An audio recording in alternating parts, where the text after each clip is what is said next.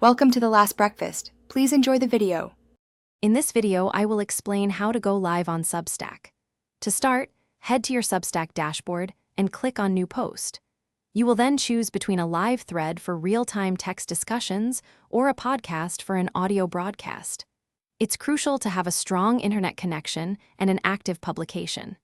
Take a moment to prepare your content, ensuring you are ready to engage your audience effectively. Once you have chosen your live format, it is time to schedule your session. Give your live event a compelling title and a brief description so your audience knows what to expect. Select a precise date and time for your broadcast, ensuring it is convenient for your target audience. You can also choose to make it accessible to all subscribers or exclusively for your paid members. Remember to promote your upcoming live session widely. When your scheduled time arrives, navigate back to your live post and click the prominent Go Live button.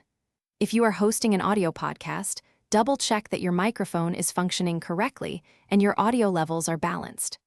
During the live session, actively engage with your audience by responding to their comments and questions promptly.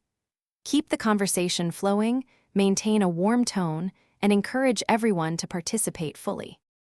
After concluding your live broadcast, your session will automatically be saved and made available for playback to your subscribers. This allows those who missed the live event to catch up at their convenience. Take some time to review your engagement metrics, such as the number of participants and comments, to understand what resonated with your audience. Use this valuable feedback to plan and improve your future live sessions, ensuring continued growth and engagement. Thanks for watching. If this was helpful, leave a like and consider subscribing. See you next time.